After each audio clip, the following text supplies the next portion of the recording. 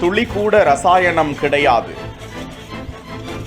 முற்றிலும் இயற்கை உரம், ஆர்கானிக் முறையில் பாரம்பரிய நெல் ரகங்களை உற்பத்தி செய்து வரும் இளம் விவசாயி. நம்ம கையில் இருக்கு பார்த்தீங்கன்னா ஊடு உழவு கருவின்னு சொல்லுவோம். ஒரு சைக்கிள், பழைய சைக்கிளை வச்சு இந்த கருவியை வடிவமைச்சிருக்கோம். இதில் கலப்பைகள் ஒரு 4 வகையான கலப்பைகள் இருக்குது.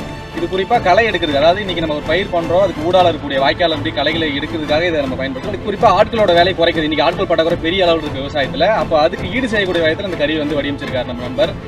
இந்த கருவி வச்சு தான் நம்ம தொடர்ச்சியாக 3 ஆண்டுகளாக களைகளை எடுத்துகிட்டு இருக்கோம்.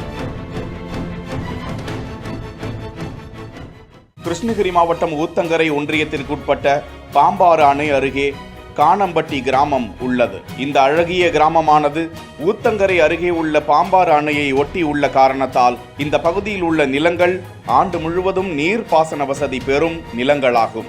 ஆனால் கடந்த பல ஆண்டுகளாக ரசாயனம் கலந்த உரங்களை இட்டு இப்பகுதியில் உள்ள விவசாயிகள் மண் வளத்தை கெடுத்து வருகிறார்கள் என்பது ஒரு சாராரின் குற்றச்சாட்டு.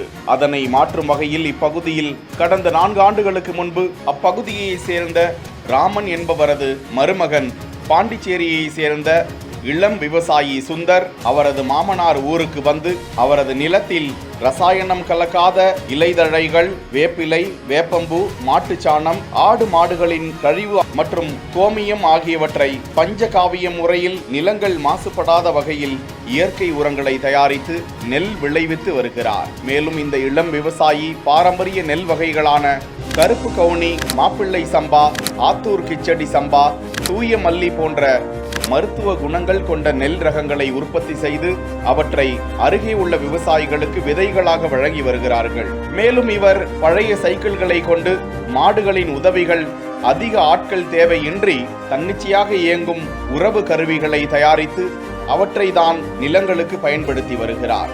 மேலும் இவர் விளைவிக்கும் காய்கறிகள், அவரை, துவரை போன்று தானிய வகைகளுக்கும் ஆர்கானிக் முறையில் எந்தவித ரசாயன கலப்பும் இன்றி இயற்கையான முறையில் காய்கறிகளை விளைவித்து வருகிறார்.